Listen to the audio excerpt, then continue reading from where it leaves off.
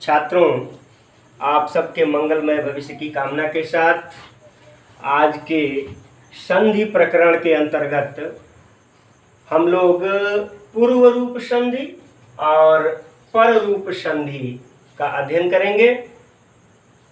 और स्वर संधि के क्रम में यही अंतिम दो संधियां शेष रह गई थीं, इसलिए आज स्वर संधि का समापन भी होगा। तो आइए सबसे पहले पूर्व रूप संधि के नियम को जानते हैं, फिर उसके बाद उसके सूत्र की व्याख्या के साथ साथ हम लोग इसका विशद अध्ययन करेंगे। तो आइए देखते हैं। जब पूर्व पद के अंत में एंग अर्थात ए और ओ, एंग से तात्पर्य ए और ओ वर्ण से है, हो तथा दूसरे पद के आरंभ में अ आए तब, दूसरे पद के प्रारंभ में अ आए तब पूर्व के ए अथवा ओ के रूप का हो जाता है। कौन हो जाता है? कौन हो जाता है? और अ के पहचान रूप में उसका अवग्रह रह जाता है। ठीक है, यानी एक पहचान रह जाती है। जैसे आप लोगों ने देखा होगा कि कई महापुरुष जो है इस पृथ्वी पर आते हैं, हमारी धरती पर आते हैं, बड़े से बड़े सामाजिक कार्य और मर्यादा के कार्य करके जाते हैं। तो आप लोग देखते हैं कि जगह जगह पर उनके स्मारक लगे होते हैं, उनकी मूर्तियां लगी होती हैं। तो क्या मूर्तियां के रूप में केवल उनका रूप होता है, वे नहीं होते हैं। तो एक तरह से समझ लिया जाए तो अ की एक मूर्ति पहचान ही रह जाती है, अ नहीं रह जाता है। अवग्रह से तात्पर्य अ नहीं रह जाता, बल्कि अ की पहचान रह जाती है, जो इस रूप में लिखी जाती है, अवग्रह के रूप में लिखी जाती है। अब आइए उदाहरण भी आप देख लीजिए। जैसे हरे धन अव, हरे में हरे एक पद संज्ञक है, तो हरे में जो ए है वह उसके बाद अ आया है, तो अ अपने पूर्व के ए के वर्ण के रूप का हो जाता है और स्थिति क्या हो जाती है? ए और अ मिलकर के ए हो जाते हैं और अ का एक पहचान मात्र शेष रह जाता है और वह अवग्रह के रूप में हो जाता है और संधि हो जाती है हरेव। हरे अव नहीं, हरेव हो जाता है। उसी तरह से विष्णुधन अव में ओ आया है और अ एक ह्रस्व अ आया हुआ है, तो विष्णु का ओ और बाद का जो अ है, यह दोनों मिलकर के ये अ ओ बन जाता है और संधि हो जाती है विष्णोव। विष्णु अव नहीं बल्कि विष्णोव। ठीक है, विष्णोव यानी केवल पहचान मात्र रह जाती है। और पहचान भी क्यों रह जाती है, इसके विषय में मैं बताऊंगा बाद में। सबसे पहले आइए हम लोग देखते हैं इस एंग पदांतादति को। ठीक है, यानी एक चीज है एंग और दूसरा है पदांतात और तीसरा है अति। यानी तीन चीजें हैं इस सूत्र में। तीन चीजें क्या क्या हैं? तो पहले एंग में है ए और ओ। ठीक है, क्योंकि एंग जो प्रत्याहार है उसमें तीन वर्ण आते हैं, ए ओ और ग। ठीक है, एओंग। लेकिन यह चूंकि हल है, व्यंजन है, इसलिए इससे हमको कोई लेना देना नहीं है। यानी हम लोग को केवल दो वर्णों से मतलब है, ए और ओ। यानी एंग के अंतर्गत कौन कौन से वर्ण हो गए? ए और ओ। और ये ए और ओ आते कब हैं? पदांतात, पद के अंत में। और पद किसे कहते हैं ये भी जान लीजिए। यानी कि जो धातु माने क्रिया। ठीक है, क्रिया के जो रूप होते हैं और शब्द के जो रूप होते हैं उसे कहते हैं पद। बात समझ में आ गई? जैसे हम रामा रामो रामा कहते हैं, ठीक है, जैसे पठत पठता पठंती कहते हैं, तो पठति पठता पठंती जो कहते हैं वह क्या हो गया, धातु रूप हो गया अर्थात पद हो गया। और जब हम रामा राम रामा कहते हैं तो क्या हो गया, यह शब्द रूप अर्थात पद हो गया। यानी धातु रूपों को और शब्द रूपों को ही हम पद कहते हैं। और आइए हम देखते हैं इस उदाहरण में, तो हरे, हरे संबोधन का रूप है, हरि शब्द के संबोधन का रूप है, तो ये क्या हो गया, पद हो गया। और पद के अंत में क्या आया, ए आया है। तो पदांतात मतलब पद के अंत में ए आया हो चाहे ओ आया हो, और बाद के शब्द के पहले या पद के पहले क्या आया हो, तो ह्रस्व अ आया, ह्रस्व अ आया हो। ठीक है, बात मेरी समझ में आ गई। देखिए अब जब अ आया है, पद के अंत में हरे ए आया और दूसरे पद के प्रारंभ में ह्रस्व अ आया, तो यह ह्रस्व अ जो है पूर्व के ए के रूप का हो जाता है और केवल इसकी एक पहचान रह जाती है अवग्रह के रूप में। इस प्रकार से हरे और अव, हरे धन अव मिल करके हरिव हो जाता है, जिसका अर्थ होता है हे हरि हमारी रक्षा करो, हे हरि रक्षा करो। ये पहचान क्यों दी छोड़ी जाती है, क्यों, क्योंकि अगर ये पहचान न रहे तो क्या हो जाएगा, हरेव हो जाएगा। और जब ये हरेव हो जाएगा तो विद्वान बंधु क्या करेंगे, इसको कर देंगे हर धन इव, इसका विच्छेद कर देंगे। और जब इसका विच्छेद हर धन इव कर देंगे तो हर मन क्या होता है, शंकर, और इव मन क्या होता है, भांति।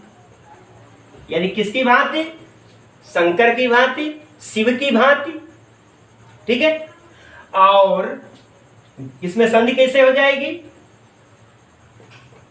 ई का ए, ई का ए, हरे,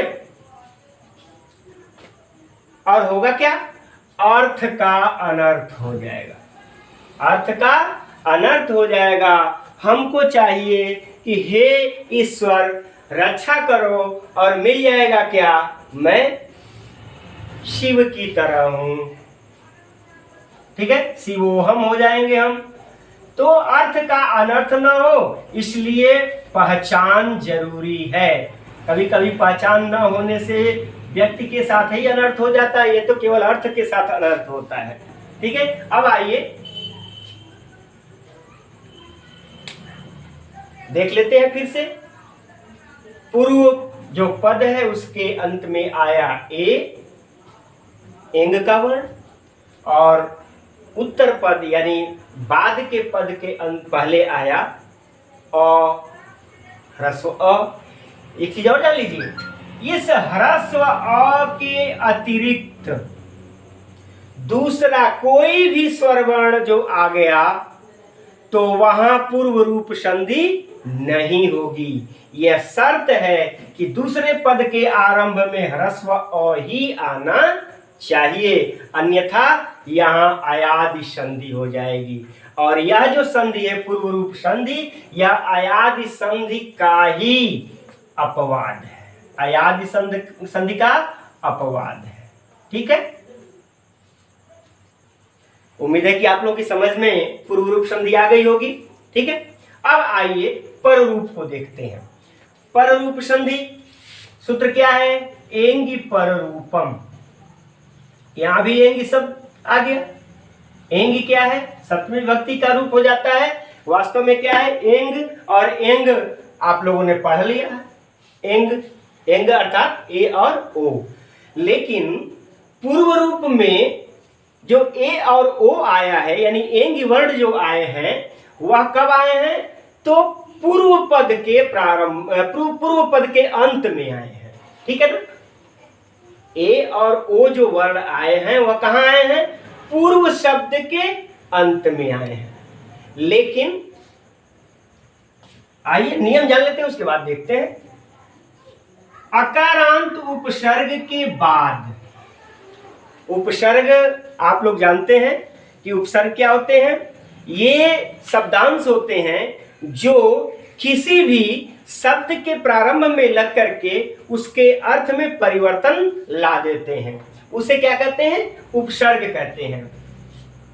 और यहां शर्त क्या हो रही है? नियम क्या कह रहा है कि वह उपसर्ग जो अकारांत है, अकारांत, अकार अंत, जिसका अंत अवर्ण से होता है उसे आकार कहते हैं। यानी वह उपसर्ग जिसका अंत अवर्ण से होता है उसे अकारांत उपसर्ग कहते हैं। जैसे प्र, ठीक है, जैसे उप,